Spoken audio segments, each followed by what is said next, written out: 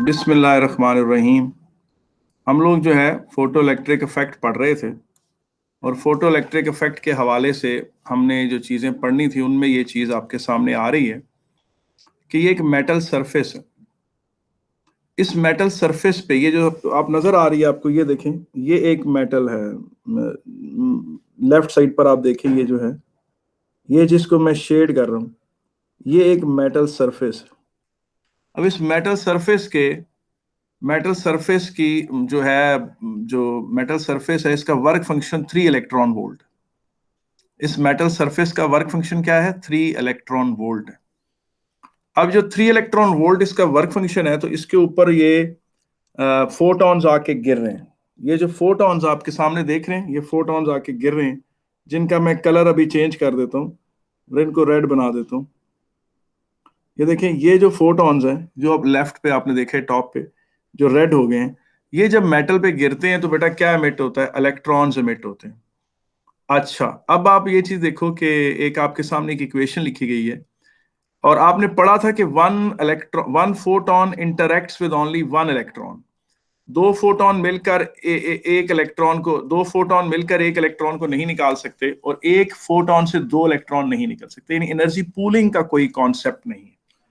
इसमें हो क्या रहा है, आप ये चीज देखें, ये जो एक्सप्रेशन अभी रेड पे टर्न हो जाएगी, ये वाली जो है, ये क्या है? एनर्जी ऑफ इंसिडेंट फोटोन है, जो रेड हो गया अभी, राइटिंग जो ब्लू से रेड हुई है, एनर्जी ऑफ इंसिडेंट फोटोन। बेटा ये क्या करती है? जब फोटोन आता है, उसकी एनर्जी का कुछ हिस्सा उसकी एनर्जी का कुछ हिस्सा इलेक्ट्रॉन को बाहर निकालने में खर्च हो जाता है। ये देखिए, ये जिसको मैं ब्लू से ब्लैक कर रहा हूं, ये है जी, ये energy required to eject an electron out of metal surface. ये वो एनर्जी है जो इलेक्ट्रॉन को बाहर निकालने में खर्च होगी, ठीक है, जिसके ऊपर से सर्कल मैंने हटा दी। अब बाकी जो की एनर्जी है वो कहां जाती है? बाकी की एनर्जी इलेक्ट्रॉन की काइनेटिक एनर्जी बन जाती है। बाकी की एनर्जी जो है वो क्या बन जाती है? इलेक्ट्रॉन की काइनेटिक एनर्जी बन जाती है। ठीक है कि नहीं? बाकी की एनर्जी इलेक्ट्रॉन की काइनेटिक एनर्जी बन जाती है, जो ये सामने आपके लिखी जा रही है।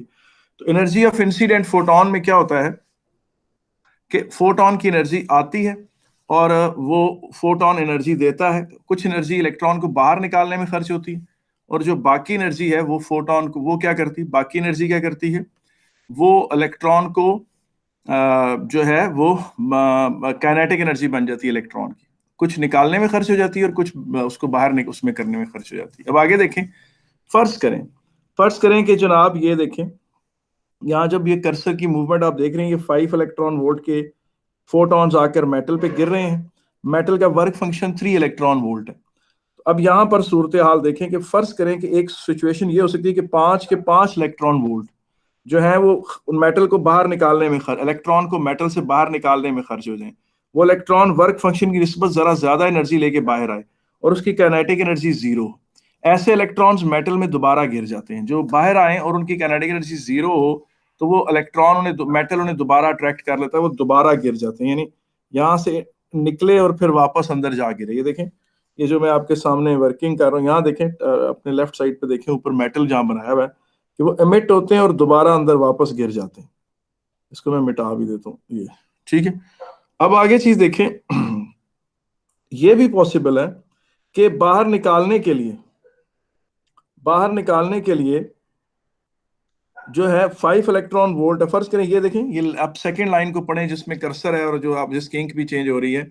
5 इलेक्ट्रॉन वोल्ट की एनर्जी आई, उसमें से 4.5 इलेक्ट्रॉन को निकालने में खर्च होगी और 0.5 जो है वो क्या बन गई? वो इलेक्ट्रॉन की काइनेटिक एनर्जी बन गई। मुझे बताएं, इसमें कोई मसला तो नहीं है जी? इसमें कोई मसला तो नहीं है, ठीक है। अब ये भी हो सकता है कि 5 इलेक्ट्रॉन वोल्ट जो है वो आए, उनमें से 4 जो है मेटल को, इलेक्ट्रॉन को बाहर निकालने में खर्च हो गए और बाकी क्या बन गए? उसकी काइनेटिक एनर्जी बन गई। जो 1 ग्रीन में है वो उसकी काइनेटिक एनर्जी बन गई। और फिर ऐसे भी लकी इलेक्ट्रॉन्स हो सकते हैं जो एनर्जी इस हद तक सेव करें कि जनाब वो, ये देखें, आपके सामने है कि बाहर निकलने में सिर्फ वर्क फंक्शन खर्च करें। बाहर निकालने में क्या खर्च हो? सिर्फ वर्क फंक्शन खर्च हो उनका, मिसाल के, यानी मिनिमम एनर्जी। आप देखें, जब ये वाली एनर्जी जो ब्लैक में है, यानी इलेक्ट्रॉन को निकालने वाली ये वाली जो एनर्जी है जिसको मैं सर्कल कर रहा हूं, ये जब मिनिमम हो तो फिर ये वाली दूसरी वाली एनर्जी क्या हो जाएगी, मैक्सिमम। यानी जब इलेक्ट्रॉन मेटल से निकलने के लिए मिनिमम एनर्जी ले तो फिर बाकी सारी उसकी क्या बन जाती है, काइनेटिक एनर्जी बन जाती है।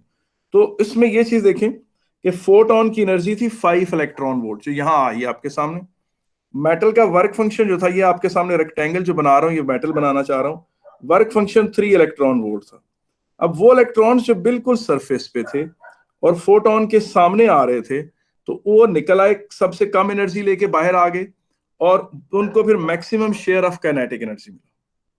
क्या मिला, maximum share of kinetic energy मिला। इन्हें कहेंगे लकी इलेक्ट्रॉन्स। तो ये जो लकी इलेक्ट्रॉन्स, इनके ऊपर हमने ये इक्वेशन लिखी है, H F is equal to work function plus K E max. तो लकी इलेक्ट्रॉन्स पर ये इक्वेशन लिखी है कि H F is equal to work function plus K E max. जनाब यहां तक आप मुझे बताएं, इसमें कोई मसला तो नहीं है? जी जी जी, इसमें कोई इश्यू तो नहीं है? अगर है तो मुझे बताएं, मैं हाजिर हूं। जी, ये बेटा कहलाते हैं लकी इलेक्ट्रॉन्स, ठीक है कि नहीं। लकी इलेक्ट्रॉन्स वो हैं जो सिर्फ वर्क फंक्शन मिनिमम एनर्जी के फ्रीक्वेंसी के साथ एमिट हुए हैं, मिनिमम एनर्जी के साथ एमिट हुए हैं, ठीक है, उनको हम कहेंगे लकी इलेक्ट्रॉन्स। अच्छा जी, अब H F is equal to work function plus K E max, ठीक है। उसके बाद बेटा हमने एक छोटी सी एग्जांपल दी थी कि जनाब ये देखें, मेरे पास बहुत सारी लेजर लाइट्स हैं। ये वाली जो लेजर लाइट है जो अभी एकदम रेड हो जाएगी, ये 400 नैनोमीटर एमिट करती है। 400 नैनोमीटर आपको पता है almost end of the visible region है, वॉयलेट कलर एमिट होता है इससे, ठीक है कि नहीं। मतलब इसको कलर तो रेड कर दिया लेकिन ये वॉयलेट लेजर है, ठीक है। उसके बाद आप ये चीज देखें, मेरे पास एक और लेजर लाइट है जो 300 नैनोमीटर एमिट करती है। 300 नैनोमीटर आपको पता है कि क्या होती है, अल्ट्रा वायलेट रीजन होता है। इसमें से 300 नैनोमीटर की मोनोक्रोमेटिक बीम निकलती है। फिर मेरे पास एक और लेजर बीम थी उससे जो लाइट निकलती है, वो जो जिसको मैं अभी पर्पल कर रहा हूँ, जो तीसरे नंबर पर है, ये 200 नैनोमीटर एमिट करती है। 200 नैनोमीटर आपको तो अल्ट्रा वायलेट रीजन में आएगा, आप नहीं देख सकेंगे। 300 नैनोमीटर और 300 नैनोमीटर को और 200 नैनोमीटर को आप नहीं देख सकते। मेरे पास कुछ और लेजर्स भी थी, फर्ज करें उनमें से एक लेजर थी जो 100 नैनोमीटर की थी, जो अभी मैंने इसको जिसका कलर चेंज किया चौथे नंबर पे। और फिर मेरे पास एक लेजर और थी और मैंने उसको चेंज कर दिया, उसका कलर ब्लू कर दिया। ये देखिए, ये 50 नैनोमीटर की थी, ठीक है। मैंने इन सब को वन बाय वन मेटल पे फायर किया, इन सब को वन बाय वन मेटल पे फायर किया और उससे इलेक्ट्रॉन्स इमिट हुए और सब की मैंने काइनेटिक एनर्जी मैक्सिमम निकाली। आप पिछले लेक्चर्स में जान चुके हैं कि kinetic energy of maximum kinetic energy of emitted electron हम स्टॉपिंग पोटेंशियल की मदद से निकालते हैं। किसकी मदद से निकालते हैं? स्टॉपिंग पोटेंशियल की मदद से। अब आप ये चीज देखो कि मैंने सब जो वेवलेंथ थी जो फायर की इस पे, मैंने यहाँ लिख लीजिए कि मैंने सबसे पहले जनाब 400 नैनोमीटर फायर की, और फिर 300 नैनोमीटर फायर की, फिर 200 नैनोमीटर फायर की, फिर 100 नैनोमीटर फायर की, और फिर 50 नैनोमीटर फायर की। और मैंने उनकी कॉरस्पॉन्डिंग फ्रीक्वेंसीज भी यहाँ नोट डाउन कर ली। और ये फ्रीक्वेंसीज ज़ाहिर है मैंने c is equal to F lambda से निकाली। मुझे c स्पीड ऑफ लाइट पता थी और मुझे वेवलेंथ पता थी, और फ्रीक्वेंसी मैंने इजीली वर्कआउट कर ली, ठीक है। ये बिल्कुल जो कि मैंने सेंटर में बनाया, फ्रीक्वेंसी आ गई। उसके बाद मैंने वो जो इलेक्ट्रॉन्स एमिट होते थे उस फ्रीक्वेंसी से, मैंने उनको उन पर वो जो स्टॉपिंग पोटेंशियल वाला लेक्चर अगर आप याद हो, मैंने स्टॉपिंग पोटेंशियल उनका मेजर किया और स्टॉपिंग पोटेंशियल की मदद से, स्टॉपिंग पोटेंशियल को जब मैंने इलेक्ट्रॉनिक चार्ज से मल्टीप्लाई किया, ये देखें लेफ्ट साइड पे VSE लिखा, जो ब्लू में भी जिसने इंक चेंज की है, उससे ये काइनेटिक एनर्जी मैक्सिमम मैं वर्कआउट कर लेता था। तो मैंने फिर इसी तरह से सब काइनेटिक एनर्जियां मैक्सिमम निकाल ली और मैंने काइनेटिक एनर्जी मैक्सिमम का फ्रीक्वेंसी के साथ ग्राफ बनाया। फ्रीक्वेंसी के साथ क्या बनाया? ग्राफ बनाया, ठीक है। तो मेरा जो ग्राफ है वो कैसा बनेगा? जाहिर है जब मैं वेवलेंथ छोटी करूंगा तो वेवलेंथ छोटी करने से होगा क्या? वेवलेंथ छोटी करने से फ्रीक्वेंसी ज्यादा बनेगी। तो फ्रीक्वेंसी जब ज्यादा होगी तो फिर क्या होगा जी बेटा? वेवलेंथ ज्यादा होगी, फ्रीक्वेंसी ज्यादा होगी, तो वेवलेंथ कम होगी, फ्रीक्वेंसी ज्यादा होगी, तो फिर क्या होगा? व्हाट विल हैपन जी? आप लोग बता सकते हैं फिर क्या होगा? हेलो, फिर ये होगा जनाब कि ऐसा करने से फ्रीक्वेंसी के ज्यादा करने से, आप मुझे बताएं मोहम्मद अहमद क्या होगा बेटा। ये देखो मेरे सामने एक मेटल है यार, मैं इस पे अगर फर्ज करो ये वाला फोटोन मारता हूं तो इलेक्ट्रॉन की कोई निकली स्पीड, लेकिन बेटा अगर मैं बहुत हाई फ्रीक्वेंसी वाला फोटोन मारूंगा तो क्या इलेक्ट्रॉन बहुत ज्यादा तेज नहीं निकलेगा? ऐसा ही है ना? जी सर। तो बेटा अगर फ्रीक्वेंसी बढ़ाते चले जाएंगे, ये देखें फ्रीक्वेंसी बढ़ाते चले जाएंगे तो क्या होगा? मुझे बताएं, kinetic energy of maximum kinetic energy of emitted electron ज्यादा नहीं आएगी? ये देखो ये जो ग्राफ आपके सामने पॉइंट्स बनाए गए हैं, हाँ। जी अब आप सर। इनको मिला दें, अगर इनके दरमियान आप line of best fit draw कर दें, ये है लाइन ऑफ बेस्ट फिट। अब जब ये यहां स्ट्राइक करती है इस जगह पॉइंट पर, इस जगह पर पॉइंट पर ये थ्रेशोल्ड फ्रीक्वेंसी बन जाती है। क्या बन जाती है? Threshold frequency. और इधर आकर हिट कर दिया, और इसको मैं आगे प्लॉट कर लेता हूँ। आगे प्लॉट कर देने का मतलब ये है कि एक्स्ट्रा प्लॉट प्लॉट कर दिया। अब आप देखें आपके पास जो इक्वेशन आई है वो देखें ये क्या आई है, आपने ये पढ़ी हुई है। इसमें से आप इसमें से काइनेटिक एनर्जी को सब्जेक्ट बना लें, काइनेटिक एनर्जी को यहाँ सब्जेक्ट बना लें, एनर्जी ऑफ इंसिडेंट फोटोन को इधर ले जाएं तो वर्क फंक्शन सब्ट्रैक्ट हो जाएगा। अब आप क्या कर रहे हैं, काइनेटिक एनर्जी को फ्रीक्वेंसी के अगेंस्ट प्लॉट कर रहे हैं। आप देखें आपके वाई एक्सिस पर क्या चीज प्लॉट हो रही है, आपके वाई एक्सिस पर ये चीज प्लॉट हो रही है, ये काइनेटिक एनर्जी मैक्सिमम। और आपके एक्स एक्सिस पर क्या है? आपके एक्स एक्सिस पर ये फ्रीक्वेंसी है जिसको मैंने अभी रेड किया है। तो आप खुद देखें कि फिर ग्रेडियंट ऑफ द कर्व क्या बनेगा, प्लैंक्स कांस्टेंट। और वो जो वाई इंटरसेप्ट है वो जाके वर्क फंक्शन पे नहीं हिट कर रहा बेटा, ऐसा है कि नहीं है जी? डू यू पीपल एग्री और यू डोंट एग्री? हेलो फिर से रिपीट कर दें। जी, मैं दोबारा रिपीट कर देता हूँ, ये देखें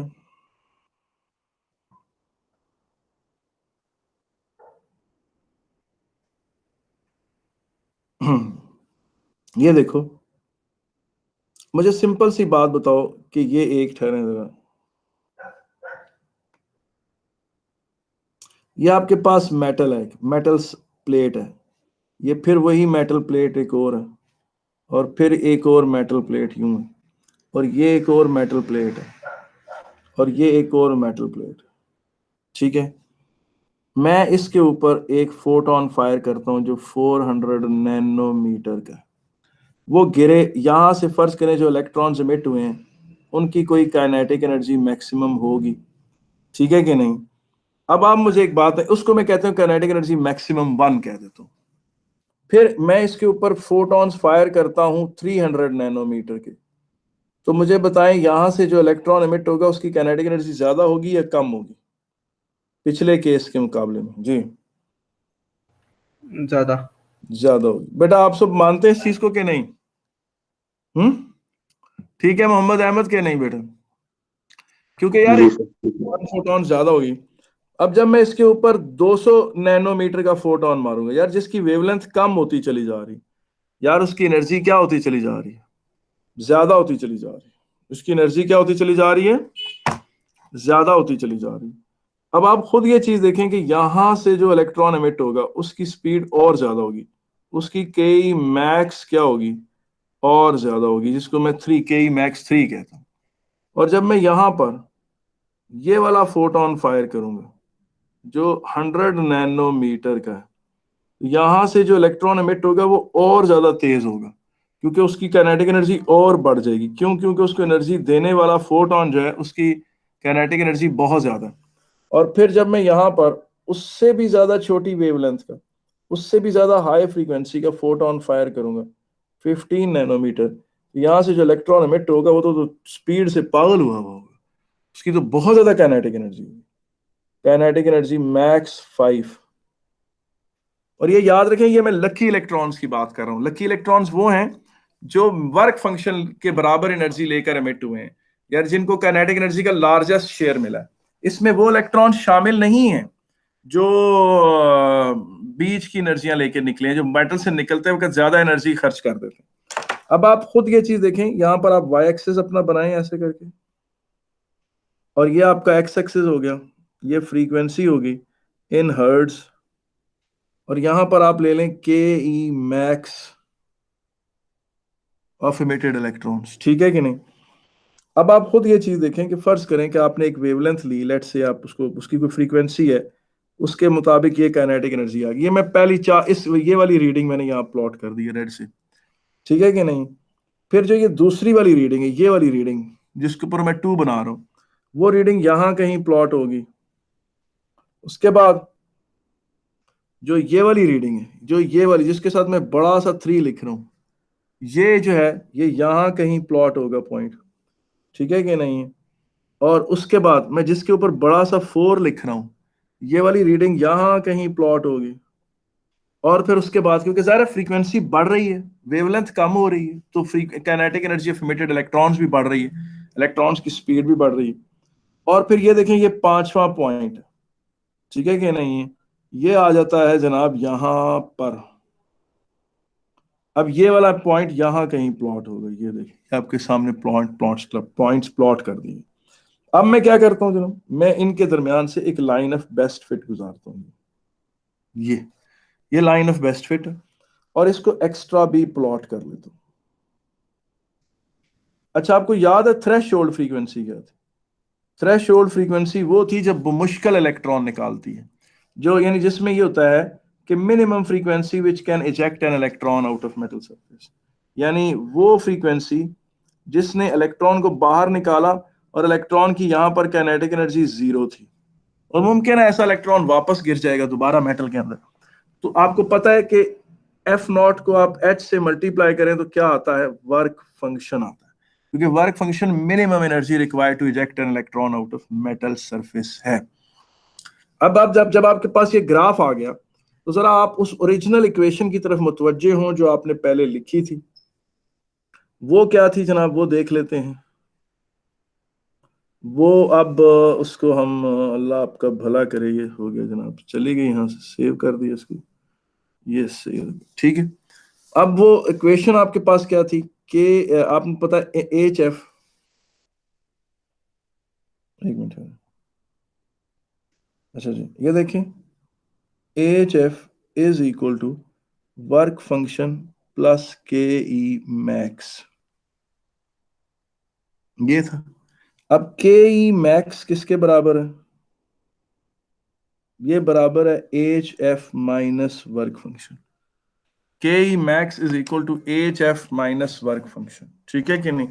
अच्छा जी, अब आप खुद ये चीज देखें कि आप के ई को वाई एक्सिस पर ले रहे हैं, के ई आपका किसके बराबर, ये वाई एक्सिस पर है, ये आपका ग्रेडियंट हो गया एम, और ये आपकी एक्स हो गया, और फिर ये आपका सी हो गया, ठीक है। अब आप इनका ग्राफ अभी आपने प्लॉट किया था, दोबारा उसको रिविजिट कर लें। इस तरफ आप फ्रीक्वेंसी ऑफ इंसिडेंट बीम ले रहे हैं, इस तरफ आप के ई मैक्सिमम ऑफ एमिटेड इलेक्ट्रॉन्स, यानी सिर्फ उन इलेक्ट्रॉन्स की जो बड़े लकी इलेक्ट्रॉन्स थे। अच्छा जी, उन लकी इलेक्ट्रॉन्स की आपने ग्राफ प्लॉट कर लिया, पॉइंट ऐसे प्लॉट्स किए थे, उनके दरमियान से आपने line of best fit draw कर ली थी। अब आपको पता है कि ये वाला पॉइंट क्या है, ये थ्रेशोल्ड फ्रीक्वेंसी वाला पॉइंट, और अगर इसको ऐसे प्लॉट करें तो ये जनाब इधर आ जाता है वर्क फंक्शन, ठीक है। और अब आप देखें कि इसकी ग्रेडियंट किसके बराबर है, इसकी ग्रेडियंट जो है वो प्लैंक्स कांस्टेंट के बराबर, वो इसकी ग्रेडियंट किसके बराबर है, प्लैंक्स कांस्टेंट के बराबर, ठीक है कि इसकी ग्रेडियंट प्लैंक्स कांस्टेंट के बराबर, ठीक है।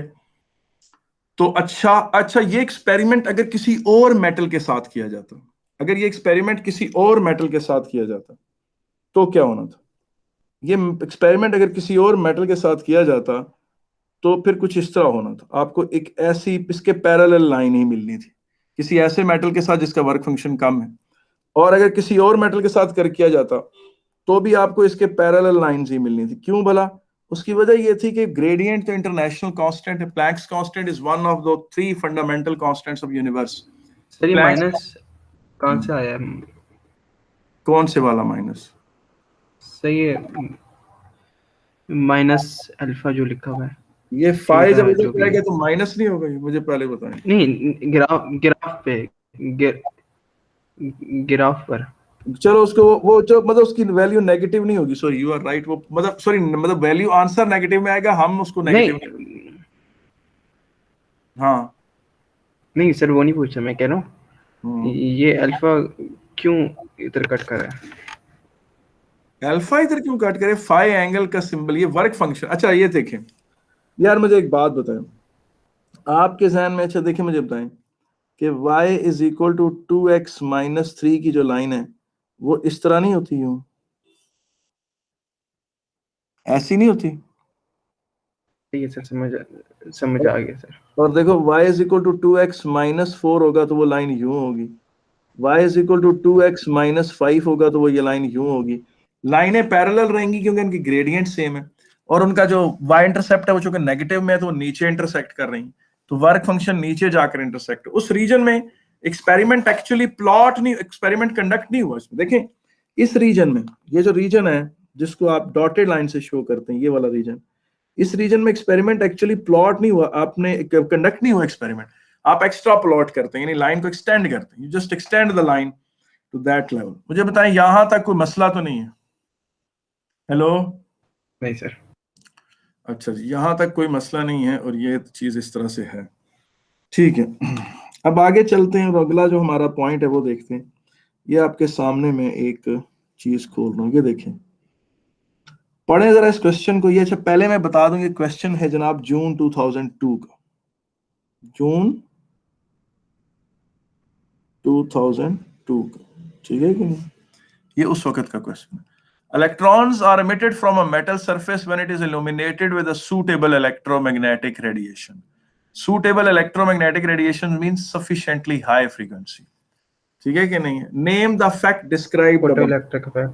Photoelectric effect. Photoelectric effect. ठीक है। The variation with the frequency of the maximum kinetic energy of the emitted electrons is shown in the figure 7.1. यानी वही काइनेटिक एनर्जी मैक्सिमम और फ्रीक्वेंसी का ग्राफ ये आपके सामने आ गई है, ये बनवाया, ठीक है कि नहीं? मैं नहीं चाहता कि ये ग्राफ हमारी नजरों से हटे, हम बार बार इसी ग्राफ पर आएंगे, हम आगे क्वेश्चंस पढ़ेंगे पेपर में और फिर वापस इस ग्राफ पर आ जाएंगे। पहला जी, use the figure 7.1 to determine the threshold frequency of the radiation and the value of the Planck's constant. अच्छा जी, हमें उसने कहा है कि आप इससे थ्रेशोल्ड फ्रीक्वेंसी मेजर करें। आप क्या करेंगे बेटा, आप रूलर लेकर पेपर में गए होंगे। अगर आप पेपर में रूलर लेकर नहीं गए तो फिर आप बड़ा बुरा आपने किया, लापरवाही की सुपरलेटिव डिग्री। आपने क्या करना है जनाब, यहां पर आपने यहां से एक line of best fit draw करनी। आपने एक लाइन ऑफ क्या ड्रॉ करनी है? Line of best fit. आप जानते हैं कि लाइन ऑफ बेस्ट फिट वो होती है जिसके ऊपर भी जितने पॉइंट हो नीचे भी उतने ही पॉइंट्स होने चाहिए, ठीक है कि नहीं?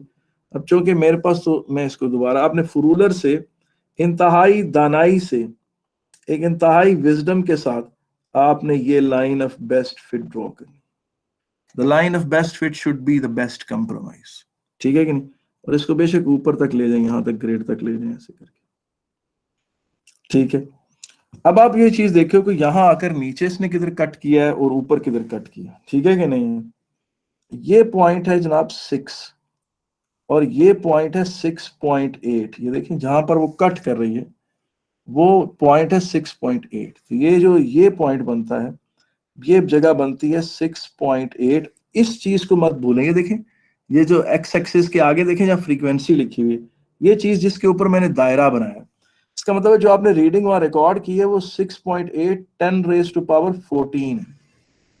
6.8 इंटू 10⁻14 है, वो खाली 6.8 नहीं है, वो 6.8 इंटू 10⁻14 है, ठीक है कि नहीं? आए इस पॉइंट को जरा हाईलाइट कर लेते हैं। ये वाला जो पॉइंट है, इस पॉइंट को यहां ले आए। ये कोऑर्डिनेट्स हैं 6.8 इंटू 10⁻14 कॉमा 0। और यहां से, अब चूंकि ज़ाहिर है मैंने हाथ से ये लकीर बनाई है तो ये गलत भी हो सकती, गलती का तो चांस है। ये जगह क्या बनती है जनाब? ये बनता है, आप देखें 16 और 20 के नीचे बीच में से लाइन आप देखें ऊपर लेकर आ रहा हूं मैं यूं, तो जनाब ये बनता है 18। और मेरा जो पॉइंट है वो है जी 18.8 इंटू 10⁻, क्या बनता है जनाब? 14 बनता है, ठीक है। और कॉमा या वाई एक्सिस की वैल्यू क्या है, यहां से देखें आप, ये देखें कि y की वैल्यू क्या आ रही है यहाँ पर, इधर इसी का पर वो आ रही है 8 × 10⁻⁴ और इससे ना भूलें, इधर देखें इससे ना भूलें, ये जो मैंने बात दोहराई ये बात इससे ना भूलें कि जो y एक्सिस पर सारी वैल्यूज हैं उनके साथ 10⁻⁻19 मल्टीप्लाई हो रहा है। क्या मल्टीप्लाई हो रहा है, मैं दोबारा दोहरा के देखें, ये 10⁻⁻19, इसका मतलब है जो मैंने ये वैल्यू 8 पढ़ी थी वो खाली 8 नहीं थी, उसके साथ 8 × 10⁻⁻19 कॉमा, और यहाँ क्या है 8 18.8,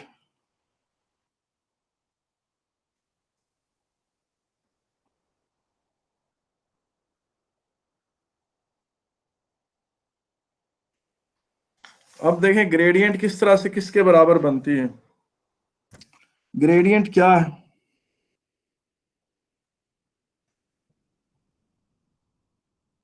आपको पता है y2 - y1 over x2 - x1 होती है। और आप मुझे बताएं इस ग्राफ की ग्रेडियंट क्या होगी। अभी आपने थोड़ी देर पहले पढ़ा, अगर आपको याद हो कि आपने पढ़ा है कि इस ग्राफ की ग्रेडियंट क्या थी जनाब, इस ग्राफ की ग्रेडियंट प्लैंक्स कांस्टेंट होती और एक्स एक्सिस पर जहां ये कट करता है वो थ्रेशोल्ड फ्रीक्वेंसी होती है। वापस आ जाए इधर, आपको ये बात पता है कि आप इसकी थ्रेशोल्ड फ्रीक्वेंसी तो यहाँ मेजर कर चुके हैं। ये देखें यहाँ पर जो आपने पॉइंट रीड किया था वो थ्रेशोल्ड फ्रीक्वेंसी वाला था। क्यों बोला, थ्रेशोल्ड फ्रीक्वेंसी होती ही वो फ्रीक्वेंसी है जहां पर इलेक्ट्रॉन जब हिट करता है तो जो इलेक्ट्रॉन एमिट करता है, इलेक्ट्रॉन जो हिट करता है तो वो जो सॉरी फोटोन जो हिट करता है, सॉरी फोटोन जो हिट करता है, थ्रेशोल्ड फ्रीक्वेंसी वो वाली फ्रीक्वेंसी होती है कि जिस पर इलेक्ट्रॉन निकले मगर उसकी काइनेटिक एनर्जी 0 हो और वो दोबारा अंदर गिर जाए। तो वो वाला पॉइंट ये वाला यहाँ पर जहां पर एक्स इंटरसेप्ट है वो 6.8 × 10⁻14 है। इसका मतलब पहले का जवाब तो आपने यहाँ दे दिया ना, 6.8 × 10⁻14। अब आपने वैल्यू ऑफ प्लैंक्स कांस्टेंट निकालना है, तो वो आपको पता है कि प्लैंक्स कांस्टेंट ग्रेडियंट के बराबर होगा, और ग्रेडियंट के लिए आप क्या करते हैं y2 - y1 over x2 - x1। तो आप देखें आपके जो पॉइंट्स हैं वो क्या है, ये पॉइंट आपका, आप इसको याद कर लें, 8 × 10⁻⁻19 और 18.4 × 10⁻14, 8.8 × 10⁻⁻19 और 18.8 × 10⁻14 माइनस, तो देखें ये वाला जो पॉइंट है इसे यूज करेंगे आप, वो 0 -6.8 × 10⁻14। जरा वर्कआउट करके दिखाएं क्या आएगा, थोड़ा सा आंसर डिफरेंट आ सकता है। 6.626 × 10⁻34 होती है प्लैंक्स कांस्टेंट की इंटरनेशनल एक्सेप्टेड वैल्यू। जी क्या आंसर आ रहा है, कोई कैलकुलेशन करेगा मेरे लिए कि नहीं? जी 7.3 10⁻⁻34। ठीक है, अब आप खुद ये देखिए हमारा आंसर थोड़ा फर्क इसलिए आया है कि जाहिर है मैंने ये ग्राफ हाथ से बनाया है। अब हाथ से बनाने में तो गलती हो सकती, ठीक है ना, I can make a mistake. तो अगर आप जब ओरिजिनल रूलर के साथ इसे बनाएंगे और फिर सही पॉइंट्स और जो ग्रेडियंट के लिए पॉइंट्स होने चाहिए वो दोनों एक दूसरे से as far away from each other as possible होने चाहिए और इजीली रीडेबल पॉइंट्स होने चाहिए, और किसी मतलब वो पॉइंट्स दो लेकर other than your plotted points, क्योंकि उसमें जो ग्रेडियंट के लिए आप इस्तेमाल करेंगे वो ये वाला पॉइंट, ये वाला पॉइंट, ये वाला पॉइंट, ये वाला पॉइंट और ये वाला पॉइंट नहीं होना चाहिए, ठीक है कि नहीं, जो other than the plotted points आप इस्तेमाल करते हैं, ठीक है। उन जो पॉइंट्स ग्रेडियंट के लिए आप यूज करेंगे उनके 3 कैरेक्टरिस्टिक्स होने चाहिए। They should be easily readable. Easily readable का मतलब होता है कि जिस तरह कोई लाइन ऐसे किसी कॉर्नर से गुजर रही है यूं करके, देखें यहाँ ये यूं, तो वो पॉइंट इजीली रीडेबल होता है, ठीक है कि नहीं। ये देखें मैं आपको बना कर दिखाता हूँ कि ये जो पॉइंट है ऐसे आ रहा, फर्ज करें ये देखें ये अभी जा रहा है ना, इसमें से ये जो पॉइंट है ये इजीली रीडेबल है। जब लाइन एग्जैक्टली किसी कोने में से गुजरे तो वो इजीली रीडेबल बन जाता है, ठीक है कि नहीं। अब आगे चलते हैं, अगला पार्ट देखें, इसका अगला कहता क्या है। अगले क्वेश्चन में उसने कहा है on the figure On the figure 7.1, draw a line to show the variation with frequency f of the maximum kinetic energy of the emitted electrons for a second metal which has a lower work function than in B। कोई और metal के लिए कहता है graph बनाओ जिसका work function कम है, सारा वर्क फंक्शन उसका कम है, उसकी थ्रेशोल्ड फ्रीक्वेंसी भी कम होगी। कहता है उसके लिए लाइन, ऐसे ये नहीं बताया कि किधर ड्रॉ करनी, कहता रफली ड्रॉ कर दो। तो वापस चले जाए इस ग्राफ पे, आपने इसके पैरेलल यहां एक लाइन ड्रॉ कर दी, बस उसके पैरेलल होनी चाहिए और थोड़ी शिफ्टेड होनी चाहिए वाई एक्सिस की तरफ, क्योंकि इस तरफ जो लाइन होगी उसकी थ्रेशोल्ड फ्रीक्वेंसी कम होगी, तो जाहिर है फिर उसका वर्क फंक्शन भी कम होगा। तो मसला तो नहीं, जैसे मैंने आपको पता है कि ये देखें, ये ग्राफ आपके सामने बनाए थे, इसमें मैंने आपको कहा था कि देखें जिस मेटल का वर्क फंक्शन कम है वो इधर इस तरह से आ जाएगा, और जिस मेटल का वर्क फंक्शन ज्यादा है वो यूं आ जाएगा। तो क्योंकि जो जितना वाई एक्सिस को फर्देस्ट काटेगा नीचे जाकर, उतना उसके वैल्यू ऑफ वर्क फंक्शन ज्यादा होगी। ये देखें यहां से आपको ये नजर आ रही चीज। मुझे बताएं इसमें कोई मसला तो नहीं है? जी जी, कोई नहीं मसला सर, तो नहीं है? नहीं सर, कोई मसला नहीं है। अच्छा जी, अब आप क्वेश्चन के ऊपर वापस आ जाएं। क्वेश्चन का आखिरी पार्ट देखें, वो क्या कहता है। The kinetic energy of electron is described as maximum, यानी वो लकी इलेक्ट्रॉन्स जिनके बारे में मैंने कहा था वर्क फंक्शंस के बराबर एनर्जी लेके निकलते हैं। Suggest why emitted electrons are likely to have a range of values of kinetic energy for any one frequency of the electromagnetic radiation। इसका क्या जवाब है, ये देखें, ये इन नोट्स पर दोबारा वापस आ जाएं।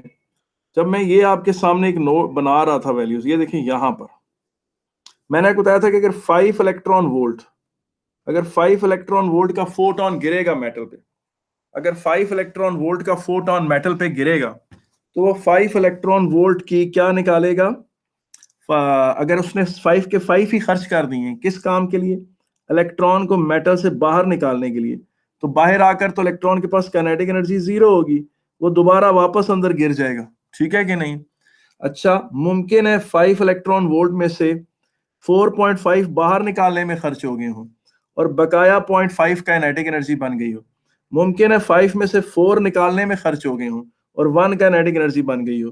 मुमकिन है 5 में से 3.5 निकालने में खर्च हो गए हो और 1.5 काइनेटिक एनर्जी बन गई हो।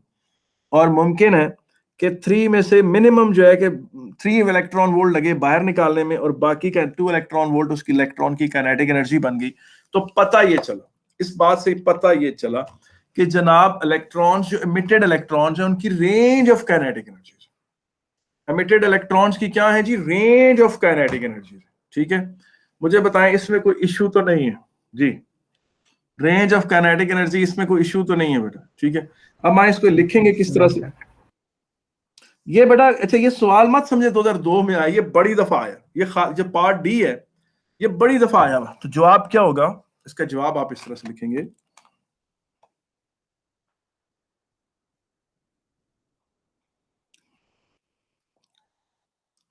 फ्यू इलेक्ट्रॉन्स या electrons need energy to come out of metal surface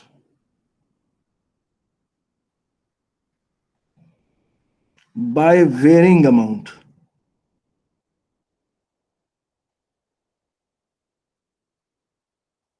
क्या मतलब कि इलेक्ट्रॉन्स मेटल से बाहर आने के लिए जो एनर्जी इस्तेमाल करते हैं वो वेरी करती है। कैसे बेटा?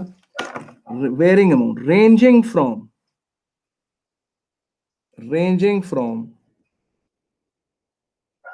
Kinetic energy minimum, sorry ranging from sorry work function, ranging from work function to total energy of incident photon. इसका क्या मतलब है? इलेक्ट्रॉन्स चाहें तो वर्क फंक्शन के बराबर एनर्जी लेकर बाहर आए मेटल सरफेस से, और अगर ऐसा ना करें तो वो उससे ज्यादा एनर्जी भी ले सकते हैं और वो पूरी की पूरी एनर्जी भी निकाल सकते हैं इंसिडेंट फोटोन की। यानी वो जो फोटोन गिरा है उसके उनके ऊपर जिसने इलेक्ट्रॉन को निकालना है, मुमकिन है इलेक्ट्रॉन उसके सारे पैसे खर्च करवा दे, उसके सारी एनर्जी यूटिलाइज करके बाहर आने के लिए वो करे, उसको यूज करे। तो ऐसी सूरत में क्या होगा, in these circumstances so emitted electrons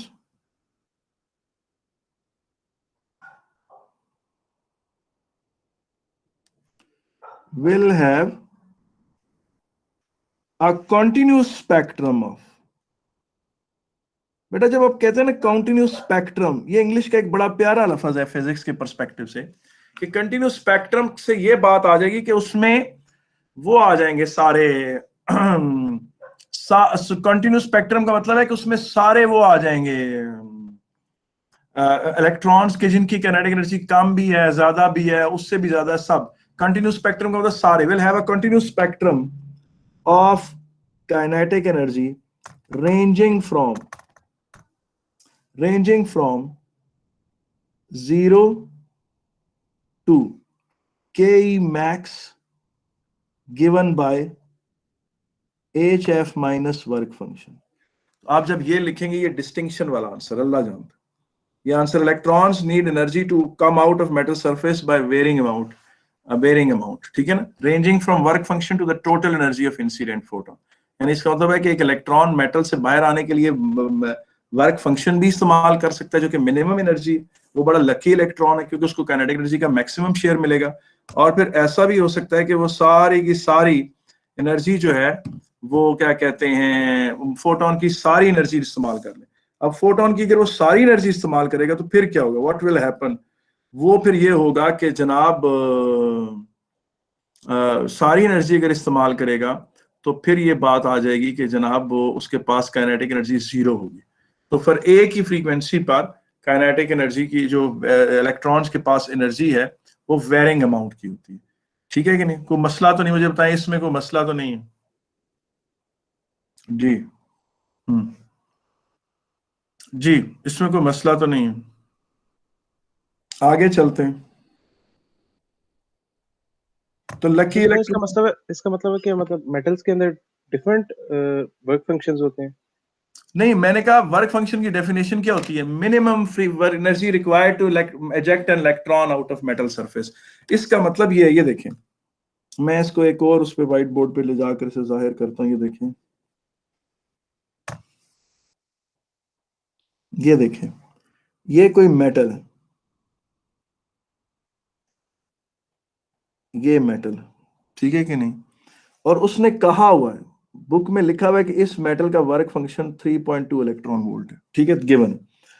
और एक बात याद रखें, अब इसमें फर्ज करें कि ये एटम्स है, ये उसकी सरफेस के एटम्स हैं जो ग्रीन में शो किए गए, ये उसकी सरफेस के एटम्स हैं जो ग्रीन में शो किए हुए मैंने, ठीक है कि नहीं। अब आपको पता है कि इसमें दो तरह के, एक इलेक्ट्रॉन्स ये हैं जो यहाँ है, ये इलेक्ट्रॉन एक तो सरफेस पर है और दो एटम्स के एग्जैक्टली मिडल में, एक तो सरफेस पर है और एक दो एटम्स के दरमियान एग्जैक्टली मिडल में यूं करके, ठीक है कि नहीं। अच्छा, अब कुछ इलेक्ट्रॉन्स ऐसे हैं जो जरा नीचे हैं, जो ब्लू में दिखाए हैं, ये इलेक्ट्रॉन मुमकिन है एटम के करीब हो, जो एटम के करीब इलेक्ट्रॉन होते हैं ना उनको निकालना जरा मुश्किल होता है। देखिए ये कुछ डी पे नीचे हैं, दिखा रहा हूं मैं उनको ऐसे डॉट से लगाए दिखा रहा हूं। अब होगा ये कि फर्ज करें कि ये आपने एक फोटोन मारा है, ठीक है कि नहीं, और फर्ज करें इसकी 6 इलेक्ट्रॉन वोल्ट एनर्जी, और फर्ज करें कि इसके रास्ते में सीधा ये वाला इलेक्ट्रॉन आया है जो बिल्कुल एक इजी टारगेट है, वो फौरन बाहर निकल आएगा, वो 3.2 खर्च करवा देगा यहां बाहर निकलने में, और बाकी 2.8 इलेक्ट्रॉन वोल्ट बन जाएगी उसकी काइनेटिक एनर्जी मैक्सिमम। ये वो इलेक्ट्रॉन है जो बड़ा लकी इलेक्ट्रॉन है जिसने प्योरली वर्क फंक्शन का इंतखाब किया है, मिनिमम एनर्जी का, ठीक है ना। लेकिन बाज इलेक्ट्रॉन्स ऐसे होते हैं जो वर्क फंक्शन से ज्यादा एनर्जी लेते हैं। हम ये नहीं कहेंगे कि उनके लिए वर्क फंक्शन ज्यादा है, हम कहेंगे उन्होंने वर्क फंक्शन से ज्यादा एनर्जी इस्तेमाल की। अब फर्ज करें ये वाला कोई फोटोन है, बेटा फर्ज करें कि ये वाला कोई फोटोन है, ये कहीं से एक मिनट है, या नहीं बल्कि ऐसे कर लेते हैं कि बाय चांस एक फोटोन ऐसे आया, यूं ऊपर से यूं आया, उसने इस इलेक्ट्रॉन को हिट किया और इस इलेक्ट्रॉन को उसने मेटल से बाहर निकाला है। अब उसने अगर इसको बाहर निकाला है मेटल से तो इसने ज्यादा एनर्जी लेगी, ये इलेक्ट्रॉन एक तो बाहर आने में मुमकिन है वर्क फंक्शन से ज्यादा एनर्जी खर्च कर दे, इसके लिए वर्क फंक्शन डिफरेंट नहीं है, ये इसने वर्क फंक्शन से ज्यादा एनर्जी खर्च की है, मसलन 4 इलेक्ट्रॉन वोल्ट, और अब 6 में से 4 इलेक्ट्रॉन वोल्ट जो है वो वर्क उसको बाहर निकालने में खर्च हो गए, और बकाया 2 इलेक्ट्रॉन वोल्ट के साथ इसके पास काइनेटिक एनर्जी आ गई। पता ये चला कि जनाब जो इलेक्ट्रॉन्स एमिट करते हैं, इलेक्ट्रॉन्स जो है वो वर्क फंक्शन के बराबर भी एनर्जी लेते हैं बाहर निकलने के लिए, और वर्क फंक्शन से ज्यादा एनर्जी भी इस्तेमाल हो जाती है। ये उनके लिए ये नहीं कहेंगे कि उनके लिए वर्क फंक्शन डिफरेंट, हर मेटल का एक ही वर्क फंक्शन होता है। बाज इलेक्ट्रॉन उसी मेटल से बाहर आने के लिए वर्क फंक्शन से ज्यादा एनर्जी इस्तेमाल करते हैं। जब वो वर्क फंक्शन से ज्यादा एनर्जी इस्तेमाल करते हैं उसको उनके पास काइनेटिक एनर्जी कम हो जाती है। जी मुझे बताएं, इसमें कोई मसला तो नहीं है? समझ आ गई सर। ठीक है, अब आगे चलते हैं। अगली जो मैंने आपके साथ बात करनी थी वो क्या थी, ठीक है कि नहीं, वो जो चीज है मेरा ख्याल है बल्कि आज हम अपनी गुफ्तगू को यहाँ पर ख़त्म करते हैं। बोले इंशाल्लाह ताला भी स्टार्टिंग लेटर ऑन हम और इस पर बात करेंगे। आज हम अपनी गुफ्तगू को यहाँ ख़त्म करते हैं। अल्लाह हाफ़िज़ सर। अल्लाह हाफ़िज़।